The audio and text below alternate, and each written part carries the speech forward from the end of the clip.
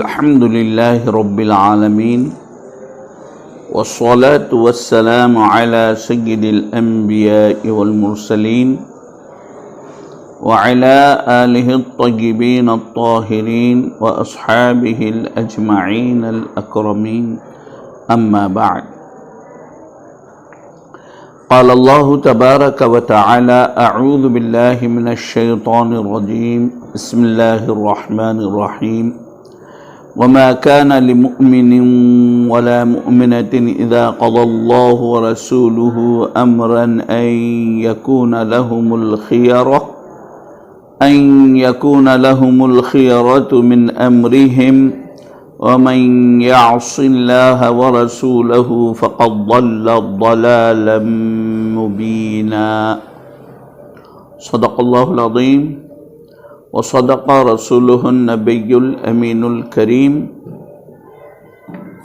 وقال جل وعلا في عظمة حبيبه: إن الله وملائكته يصلون على النبي يا أيها الذين آمنوا صلوا عليه وسلموا تسليما. اللهم صل على سيدنا محمد وعلى آله وأصحابه أفضل صلواتك وعدد معلوماتك وبارك وسلم. محترم ناظرین و سامعین کرام، جیسا کہ آپ لوگ جانتے ہیں، آج میرے خطاب کا عنوان ہے اختیارات مصطفیٰ صلی اللہ علیہ وسلم. اسی موضوع، اسی عنوان کی مناسبت سے میں نے 22واں پارہ سورہ احزاب کی 36ویں آیت کی تلاوت کی. اللہ تبارک و تعالیٰ اس آیت میں ارشاد فرماتا ہے، اس آیت کا ترجمہ ہے: اور کسی ایماندار مرد اور ایمان والی عورت کو یہ حق نہیں ہے کہ اللہ اور اس کے رسول صلی اللہ علیہ وسلم کسی کام کا حکم دیں تو وہ اس کام میں اپنی بھی کچھ رائے رکھے، اختیار رکھے. اور جو شخص اللہ اور اس کے رسول کی نافرمانی کرے تو وہ کھلی گمراہی میں ہے. معزز ناظرین، اس آیت میں اللہ تبارک و تعالی رسول اللہ صلی اللہ علیہ وسلم کے فیصلے کی اہمیت اور حضور کے فیصلے کا مقام و مرتبہ کیا ہے اس کو بتلا رہا ہے. اذا قضى اللہ ورسولہ، فرمایا اللہ تعالیٰ، جب اللہ اور اس کے رسول، تو اللہ کے فیصلے کا جو مقام و مرتبہ ہے، جو اہمیت ہے، جو فضیلت ہے، بالکل ہو بہو یہی مقام، وہی معاملہ اللہ کے رسول کے فیصلہ کا بھی. مسلمان اللہ کو الگ، رسول اللہ کو الگ نہیں کرتے، بلکہ کسی معاملے میں اللہ کے رسول صلی اللہ علیہ وسلم فیصلہ کر دیں تو بظاہر اللہ کے نبی کے زبان اقدس سے الفاظ نکل رہے ہیں، لیکن حقیقت میں وہ اللہ کا فیصلہ ہے. اور قرآن مجید سے اس کا ثبوت ملتا ہے. خود اللہ تبارک و تعالیٰ پیارے آقا صلی اللہ علیہ وسلم کے کلام مبارک کی اہمیت کو واضح کرتے ہوئے فرماتا ہے: وَمَا يَنطِقُ عَنِ الْهَوَىٰ إِنْ هُوَ إِلَّا وَحْيٌ يُوحَىٰ. اللہ کے نبی صلی اللہ علیہ وسلم اپنے طور پر اپنی طرف سے یا اپنی خواہش سے کچھ نہیں کہتے، وہ جو بھی فرماتے ہیں وہ اللہ کی طرف سے ہوتا ہے، جو حضور پر وحی کی جاتی ہے. عزیزان گرامی، اس سے معلوم ہوتا ہے کہ مسلمانوں کو عمل کے لیے، احکامات کے لیے قرآن و حدیث الگ نہیں ہیں۔ جس طرح قرآن کا حکم کسی معاملے کو حلال و حرام کرتا ہے، تو اسی طرح اللہ کے نبی صلی اللہ علیہ وسلم کا فیصلہ بھی بالکل وہی فیصلہ ہوتا ہے جو اللہ کا فیصلہ۔ اسی لیے اس آیت میں اللہ تعالیٰ اذا قضى اللہ ورسولہ فرمایا، جب اللہ اور اس کے رسول فیصلہ کر دیں تو اب اس میں کسی کو جو ہے نا سوچنے کی، غور و فکر کرنے کی گنجائش باقی نہیں رہتی۔ اس آیت کا شان نزول اور اس کا پس منظر میں آپ کے سامنے رکھتا ہوں تاکہ آپ کو اس آیت کریمہ کے شان نزول کی روشنی میں معلوم ہو جائے کہ اللہ کے نبی صلی اللہ علیہ وسلم کے فیصلے کی کتنی اہمیت ہے۔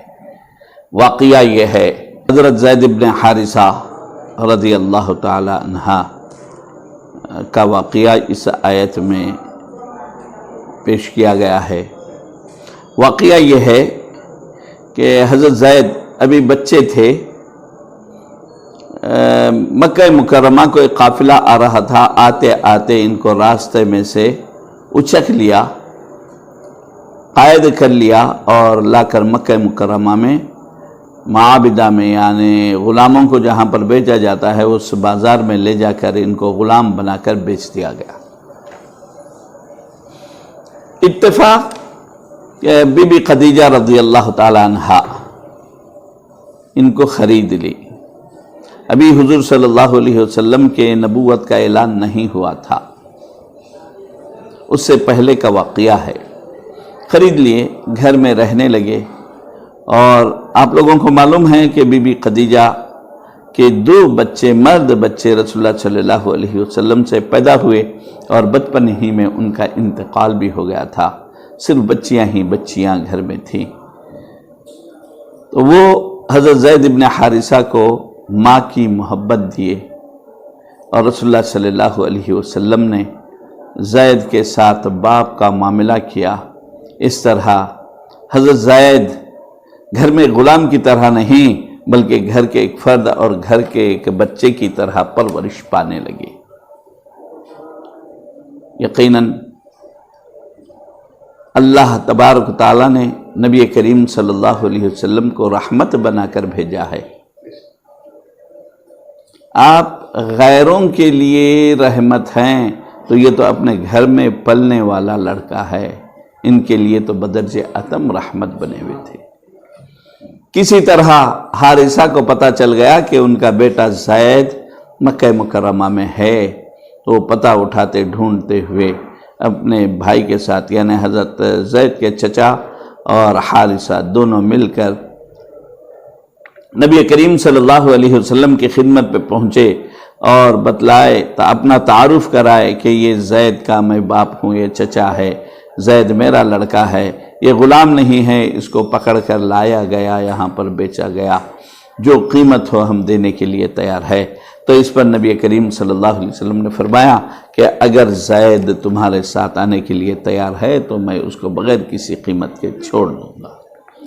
لیکن حضرت زید رضی اللہ تعالی عنہ اتنے دن، اتنے مہینے اور سال سے نبی کریم صلی اللہ علیہ وسلم کی خدمت میں تھے، وہ اور بچوں کو بھی دیکھتے تھے اور غلاموں کو بھی دیکھتے تھے، خود کو بھی دیکھتے تھے، بلکہ خود کو جب دیکھتے اور غلاموں کو، بچوں کو دیکھتے تو اپنی غلامی پر ناز کرتے تھے کہ مجھے ایسا آقا ملا کہ جن بچوں کو ان کے والد بھی ویسے نہیں ملے۔ تو عزیزان گرامی، یہ ناز تھا حضرت زید کا۔ جب حضرت زید رضی اللہ تعالیٰ عنہ سے ان کے والد نے کہا کہ چلو امی یاد کر رہے ہیں، گھر چلو، تو آپ نے فرمایا کہ میں جب سے اس گھر میں آیا ہوں مجھے ماں باپ کے سے جدائی کا احساس نہیں ہوا۔ میں نے محمد صلی اللہ علیہ وسلم کو والد کی طرح اور بی بی خدیجہ کو اپنی ماں کی طرح پایا۔ جب حضور صلی اللہ علیہ وسلم کی خدمت کو حضرت زید اختیار کر لیے تو حضور صلی اللہ علیہ وسلم بھی حضرت زید کو آزاد کر دیے، بولے کہ آج سے زید تم آزاد رہو گھر میں، لیکن ایک غلام کی حیثیت سے نہیں، بلکہ اپنے گھر میں جیسا ایک لڑکا ایک بچہ رہتا ہے اس طرح رہو۔ اور ایسے ہی ہوا، قوم کے لوگ بھی زید ابن حارثہ کو زید ابن حارثہ نہیں، زید ابن محمد کہہ کر پکارنے لگی۔ تو اللہ کے نبی صلی اللہ علیہ وسلم نے حضرت زید کا نکاح اپنی پھوپھیری بہن بی بی زینب بنت جحش سے کرنا چاہا۔ یقینی بات ہے زینب بنت جحش قریشی ہیں، اور غیر قریشی ان کا کفو نہیں ہوتا ہے۔ ایک دوسرا، حضرت زید اگرچہ کے غلام نہیں تھے، لیکن ایک غلامی کا دھبا، ایک ٹیکا ان کو لگ چکا تھا، تو زینب نہیں چاہتے تھے کہ کسی آزاد کردہ غلام سے وہ اپنا نکاح کر لیں، لیکن اللہ کے نبی صلی اللہ علیہ وسلم چاہتے تھے کہ حضرت زید کا نکاح زینب سے کریں۔ تو اس پر بی بی زینب اپنا کچھ مشورہ رکھیں، تو اللہ تعالیٰ کو یہ پسند نہیں آیا کہ اللہ کے رسول صلی اللہ علیہ وسلم جب کسی معاملے میں فیصلہ کر دیں تو حضور کا فیصلہ یہ آخری اٹل فیصلہ ہے، اب کوئی اور فیصلہ نہیں ہوگا، اور اس میں کوئی اور بات یا کوئی گنجائش باقی نہیں رہتی، بلکہ بلا کسی گنجائش کے یہ قول فیصل ہوتا ہے۔ تو جب یہ لوگ یہ چاہیں کہ اپنی کچھ رائے دیں تو اللہ تبارک و تعالی ان کے بارے میں فرمایا وَمَن يَعْصِ اللَّهَ وَرَسُولَهُ فَقَدْ ضَلَّ ضَلَالًا مُبِينًا، یعنی اس فیصلے کو نہ ماننا اللہ تعالی معصیت فرما رہا ہے، گناہ کبیرہ ہے اللہ کے رسول کے فیصلے کو نہ ماننا، یعنی جس طرح اللہ کے فیصلے کا انکار گناہ کبیرہ ہے، اللہ کے رسول کے فیصلے کا انکار بھی گناہ کبیرہ ہے۔ نہ صرف یہ فرمایا بلکہ اللہ تعالیٰ آگے فرماتا ہے فَقَدْ ضَلَّ ضَلَالًا مُبِينًا، اور یقیناً وہ کھلی گمراہی میں آ گئے۔ صرف گناہ ہی نہیں، گناہ کے ساتھ ساتھ گمراہی بھی ہے۔ اللہ اور اس کے رسول کے فیصلے کے خلاف جانا یہ ایمان کے دائرے سے آدمی کو ہٹا دیتا ہے۔ عزیزان گرامی، جہاں پر اللہ تعالیٰ یہ آیت نازل فرمایا بتلا دیا، وہیں پر آگے جو مشرکین مکہ کفار مکہ جو کہتے تھے زید ابن محمد، اس کا بھی اللہ تعالیٰ ان کے اس قول کی بھی تردید کیا، ما كان محمد ابا احد من رجالكم ولكن رسول الله وخاتم النبيين، محمد صلی اللہ علیہ وسلم تم لوگوں میں کسی مرد بچے کے، مرد آدمی کے باپ نہیں ہیں، لیکن وہ اللہ کے رسول اور آخری نبی ہیں۔ تو اس میں زید ابن محمد جو کہتے تھے اللہ تعالیٰ اس کا انکار کر دیا کہ زید ابن محمد نہیں ہے، زید ابن حارثہ ہے۔ اور اس کے بعد واقعہ یہ ہوا کہ چونکہ حضرت زینب بنت جحش ایک بڑے گھرانے کی، بڑے خاندان کی لڑکی تھی، نکاح ہوا، چونکہ اللہ کے رسول صلی اللہ علیہ وسلم کا فیصلہ تھا۔ اس فیصلے پر جب یہ آیت نازل ہوئی، زینب بنت جحش بلا چوں و چرا قبول کر لیے، شادی ہو گئی۔ کچھ دن کے بعد نوبت طلاق تک آ گئی، طلاق ہو گئی۔ اس کے بعد اللہ کے نبی صلی اللہ علیہ وسلم زینب بنت جحش سے آپ عقد فرما لیے مطلقہ عورت سے۔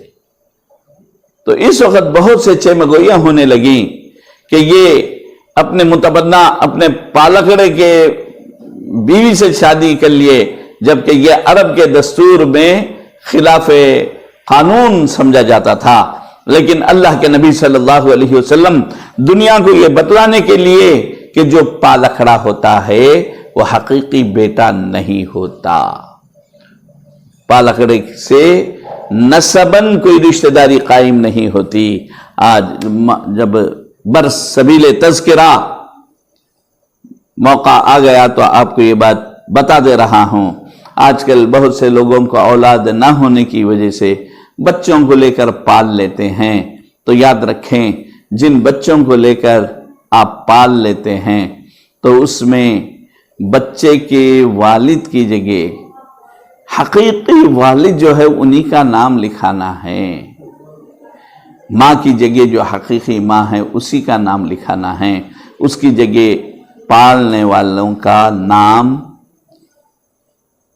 پیرنٹس میں نہیں گارڈین شپ میں لکھ سکتے ہیں آپ، والد والدہ کی جگہ وہی نام لکھنا ہے۔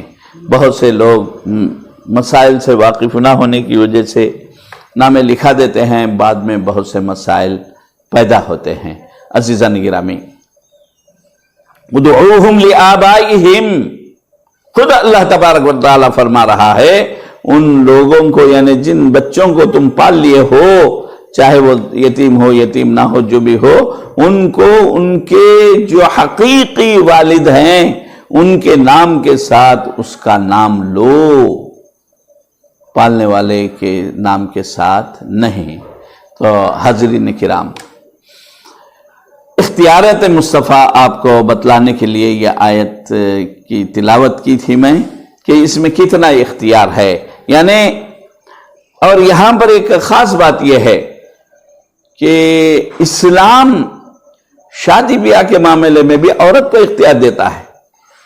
آج لوگ نہ سمجھ کر، عورت کے حقوق کو نہ سمجھ کر، یا جو ہے دنیاوی چمک دمک کو دیکھ کر بے راہ روی بے حیائی میں جو نہ پڑھ کر لوگ یہ سمجھ رہے ہیں کہ یہ آزادی کے خلاف ہے۔ میں آپ سے ایک سوال کرنا چاہتا ہوں، ایک نوجوان لڑکی ہے جو برقع پہن کر جاتی ہے، اس کی خواہش ہے برقع پہن کر جانا، اور آپ اس کے خلاف یہ کر رہے ہیں اور یہ بول رہے ہیں کہ آزادی۔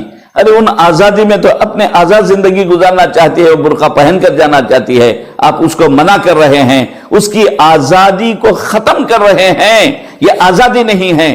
آزادی کا مطلب یہ ہے کہ جو عورت برقع خوشی سے پہننا چاہے تو اس کو پہننے دے۔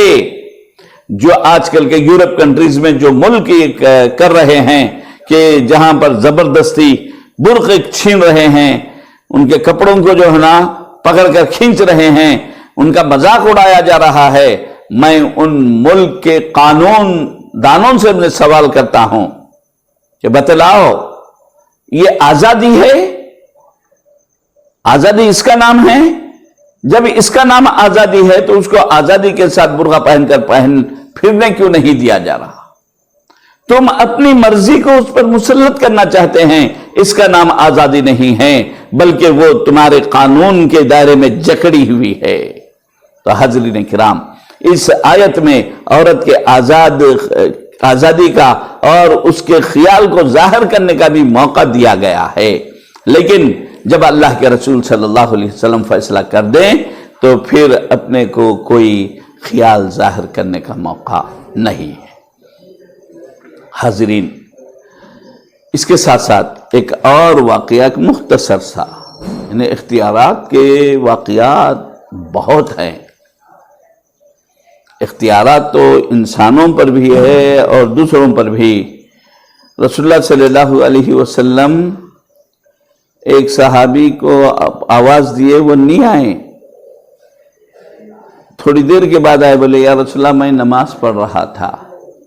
بولے کیا تمہیں یہ نہیں معلوم کہ جب اللہ کے رسول بلائیں تو فوراً چلے آئیں؟ اگر تم آتے تو تمہاری نماز ساقط نہیں ہوتی۔ یہ ہے اختیار۔ ذوالدین ایک صحابی ہیں، ان کے ہاتھ کسی قدر دراز تھے۔ ایک مرتبہ اللہ کے نبی صلی اللہ علیہ وسلم 2 رکعت نماز پڑھائے، سلام پھیر دیے تو ایک صحابی اٹھ کر سوال کیے کہ یا رسول اللہ کیا نماز کم کر دی گئی یا آپ سے نسیان بھول ہوئی؟ تو اللہ کے نبی صلی اللہ علیہ وسلم فرمائے کہ نہ کمی ہوئی نہ بھول ہوئی۔ اس کے بعد فرمائے کہ کیا ذوالدین صحیح بول رہے ہیں؟ بولے ہاں یا رسول اللہ 2 رکعت ہی پڑھائے۔ اس کے بعد رسول اللہ صلی اللہ علیہ وسلم ٹھہرے، 2 رکعت پڑھائے اور سجدہ سہو کر کے جو ہے نماز ختم کر دی۔ اگر ہم آپ گفتگو کرتے نماز میں تو نماز فاسد ہو جاتی. تو حضور کا اختیار ہے. اللہ کے رسول سے اگر کوئی بات کرتا ہے تو گویا یوں سمجھیے اللہ کے رسول سے بات کرنا اللہ سے بات کرنے کے برابر. نماز نہیں ٹوٹتی، نماز نہیں جاتی. تو یہ اللہ تبارک و تعالیٰ نے اللہ کے رسول کو اتنا بڑا اختیار دیا ہے. نماز جیسی اہم چیز، عبادت جو صرف اور صرف اللہ کے لیے کی جاتی ہے، اس میں بھی اگر کوئی اللہ کے رسول سے بات کر لے تو نماز نہیں جاتی. عزیزان گرامی، واقعات تو بہت ہیں. حضرت خزیمہ رضی اللہ تعالیٰ عنہ کا بھی واقعہ ہے، جو ایک گواہی کو اللہ کے نبی صلی اللہ علیہ وسلم نے 2 کے برابر قرار دیا. واقعہ بہت لمبا ہے، یا آپ کو صرف اشارہ کر دیا. یہ تو انسانوں سے متعلق ہے. اس سے ہٹ کر آپ کے اختیارات کا یہ عالم ہے کہ ابو جہل اپنی مٹھی میں کنکریاں لے کر آیا اور سوال کرتا ہے کہ اے محمد صلی اللہ علیہ وسلم، میری مٹھی میں کیا ہے بتا دیں، بتلائیے. بند کر کے لایا. انگوٹھی بھی ہو سکتی، کوئی چیز بھی ہوتی، خالی مٹھی بھی رہ سکتی ہے. لیکن اللہ کے نبی صلی اللہ علیہ وسلم ایسا پیارا اور اس انداز سے جواب دیا کہ ابو جہل، میں بتلاؤں کہ تیری مٹھی میں کیا ہے، یا تیری مٹھی میں جو چیز ہے وہ بولے کہ میں کون ہوں. پریشان ہو گیا. ابو جہل نہیں سمجھا تھا کہ ایسا بڑا معاملہ ہوگا. ابو جہل انسان رہ کے وہ محمد صلی اللہ علیہ وسلم کو نہیں جان سکا، لیکن اس کے مٹھی میں رہنے والی کنکریاں جان گئی. حکم ہوتا ہے کہ بولو میں کون ہوں، کلمہ شہادت پڑھتی ہیں. یہ ہے اختیار مصطفیٰ.